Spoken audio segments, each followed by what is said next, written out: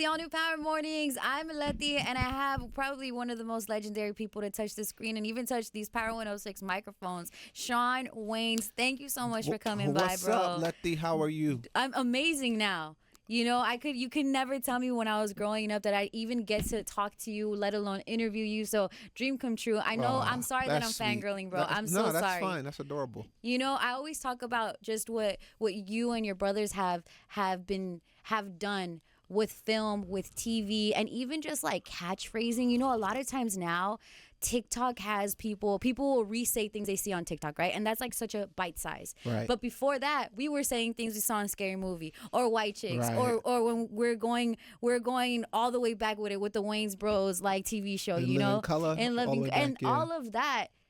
I feel like those comedics, like the punchlines, that's what you write for. And then to see it out in the world, it becomes our punchlines in different people's homes, you know? That's beautiful. Yeah. It carries on. And then to see it kind of just still be around here today, it kind of keeps you living forever.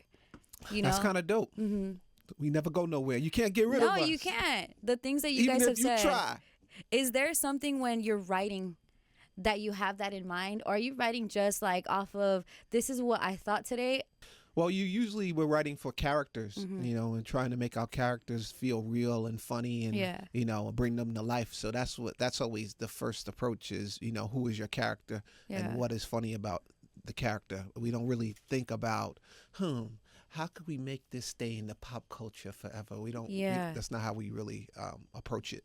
And you know, Shawn, you even just coming from the family that you come from, I think even now we are less open to family, like, how would I say it? Like these families that are empires within their own selves. Like I think Kardashians definitely got it down, but when it comes to like acting, we don't really see an actor bring on their son, or we're kind of less inclined to liken ourselves with them. We don't see a lot of nepotism going on. Not too. At least we don't see it, right? Someone's even like taking their own names, but I think with you guys, it's the siblings part of it. It's not even your children that it is with the whole empire that the Wayans Bros started with. Back then, was it tough for a full family to get that type of love? Did you guys know we have to have each other? It was tough to get the same kind of love as my older brothers because we started later.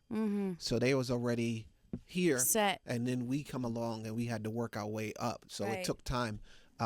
But it was beautiful because our brothers helped nurture us and help shape and groom us to be what we became. And, you know, that's what family does. And so now my kids and Marlon's children are up to bat, and they're going to, you know, they'll get love from us, and we'll nurture them, and we'll teach them everything we know, and you know, and then they'll teach their kids. Yeah, so forth and so on. Do you see the comedy chops within your children as well? Do you see it like the little remnants of this is what we would do when we were kids? Yeah, I see a little bit of that. You know, they're more educated than we were.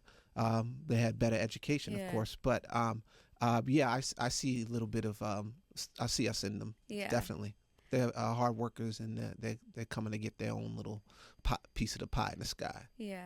You guys did come from, like, I'm sure, joking with each other. We did have the older Wayans that kind of set the stage, but there is also that dynamic of, I want to set my name apart. I know that we're here and we're such it's like an undeniable talent, but there's also who is Shawn Wayans within the Wayans family. Right. And are you asking who am I? Like what would that be for you? What would you say is the route you took versus what your siblings did? Well, I kind of followed their path. So Keenan and Damon had I'ma Get You Sucker. Keenan also had Hollywood Shuffle. And those two movies really impacted me in a way, because I was on the set. I was the little kid on the set when he was shooting the movie, and to watch him and Damon put this movie together and you know, be so funny. And it was something that Keenan thought of and locked himself in the room and wrote himself and directed. I wanted to kind of take that same kind of path. So Don't Be a Menace was my I'ma Get You Sucker. So that was the movie for me that I said that, you know what, when I was on the Keenan set, I was like, one day I want to make a movie like this. And Don't Be a Menace, you know, when I came up with Don't Be a Menace, that was the movie that was going to be my I'm Gonna Get You Sucker. Yeah, and And it then did that Scary and beyond. Movie, yeah. Yes. And, you know, White Chicks was a different kind of movie, but, you know, by then we was working all together and we formed Wayans Brothers as a unit, and we started doing movies together. You know, recently, I think it's Tyga and YG. They did a music video, and they dressed up as Calabasas girls. And the way that they shot, it looked straight like a White Chicks. Like, really? Like looking at what you guys did and said, you know what, we're gonna do the same because it was funny. Right. Even just seeing those types of influences that you have, it's beyond just putting on makeup. You know, it's being that character. It's a form of physical comedy. Yet you have a whole mask on that you can't really show people. Yeah. It's very. What was your question? I'm sorry. Can you take me inside like the creation of White Chicks? Because it had to have been hey, let's try this. But you don't know till you're in the makeup and the mask that you can do it. Yeah, we had to do a test before we actually did the movie where we dressed up as the girls because they wanted to see, you know, how we would, you know, do. Yeah. You know, with caked up, you know, 6 pounds of makeup or whatever the amount of makeup they had on us, and it was hard at first, but you know, you get used to it, and then you know, you start, you know, doing funny stuff. It allows you to do physical funny stuff that you know it wouldn't be as funny if we was just ourselves. Right. So yeah, you know, it takes on a life of its own, and with you know, different kinds of behavior, and that is all the stuff you've seen in the movies. Oh yeah, you guys we followed a script though. Oh. Yeah, we followed a script. That was it. We didn't just go off the cuff for the whole movie. We had a script that we followed, and then we would do second takes where we would add all the crazy stuff that we wanted to add. Yeah. Even just being able to pivot, like you guys have pivoted, whether it be sketch comedy, whether it be something like the physical comedy, TV, movies, you know, there's different avenues to get your expression across, or being on stand-up. You guys definitely do make it look so easy, and I think that's a part where the copycats or the sons in the game that you have are like, oh, I could do it too, but it's really hard to. It is really difficult, and I wouldn't lie to my kids and tell them that it is easy. You know, I constantly encourage them to continue to work hard and to educate themselves on whatever field they want to go in. One of my daughters is in music, and I made her educate herself and work hard and practice, and she's in a band right now. Ben Stiller. Let's go. There you go, Layla.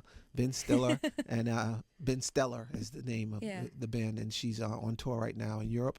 I have a daughter who's a filmmaker. She's in NYU. She's in her third year, coming to her third year in NYU. And then my son, he started doing his little stand-up not too long ago. So, you know, I make sure they are doing their work, because it's very important. You know, this is not easy. Your daughter that's a filmmaker, does she watch your movies different?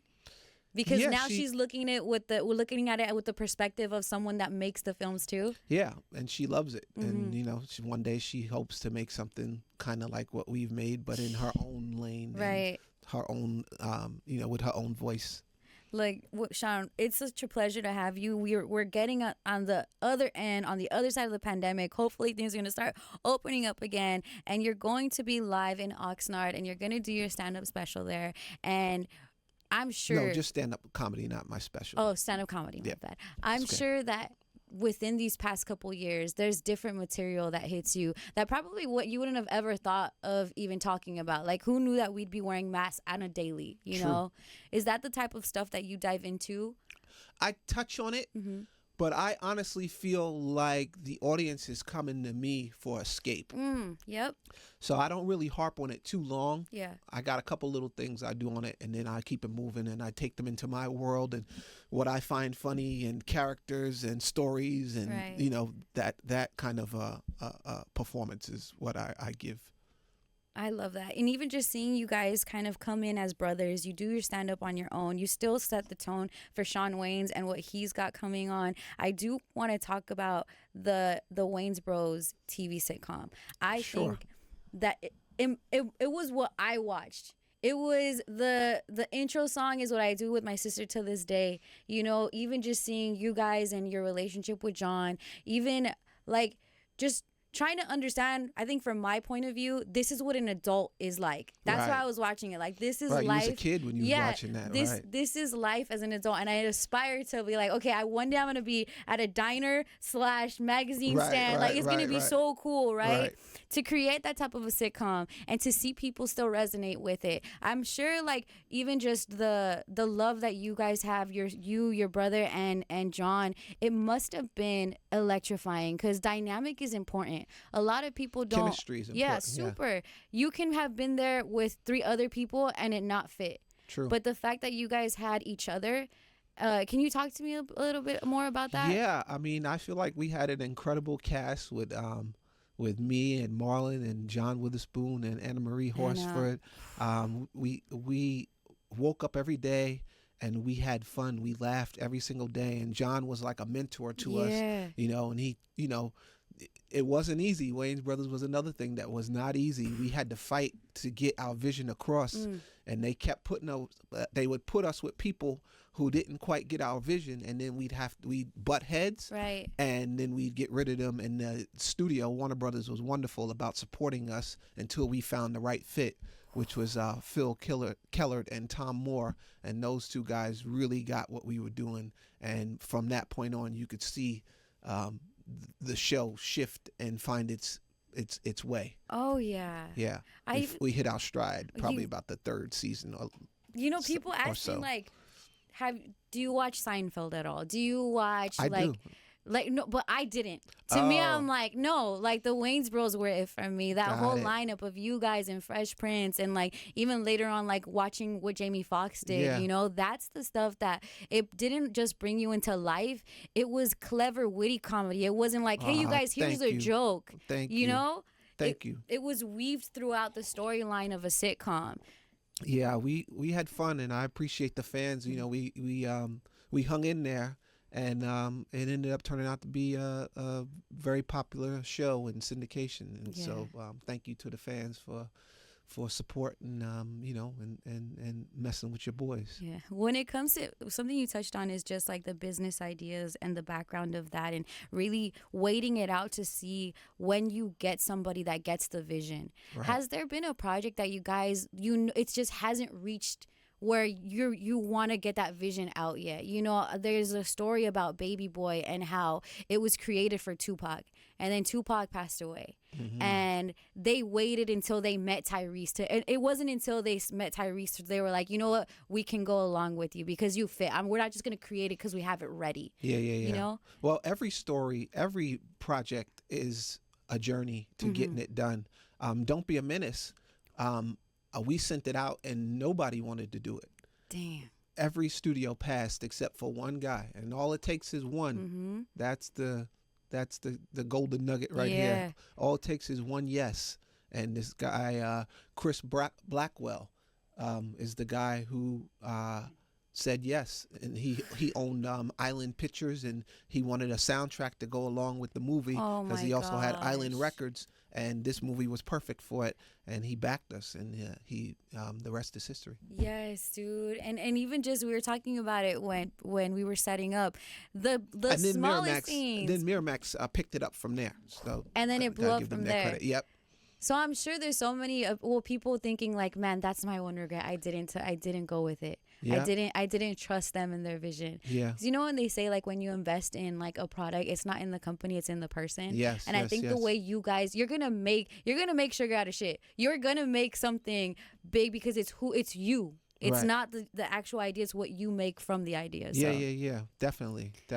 It's been a pleasure watching the Wayans family. I'm sure, just like you said, with the new crop of talent, your guys' children coming in and being like, hey, you guys chill, take a chill pill. We're gonna also take on from here. But you're not taking it. I can't wait to retire. It's gonna be a while. Right? It's gonna be a while, but it's okay. Yeah. The more the merrier. Yeah. And they're doing their work, and we're really proud of them, and take their time. No, thank you, Shawn. Yeah. Thank you so much for stopping Thank by. you for having me. Again, Shawn Wayans is going to be doing his stand-up show in Oxnard. Make sure you go check it out. I have the name right here. Levity Live, Oxnard Levity Live. You can check out our guy Shawn Wayans, July 29th through the 30th. You're going to have 4 shows out there. Yeah. We're going to be excited to be out there. And I know you got something for the audience. For sure. I got you. Come on through. Let's go. Can we please end this out with a high five? Please. Sure. Okay. Give us a high five. All right, cut. Print. Beautiful guys. Dynamite. Dynamite. Let's go. Let's go.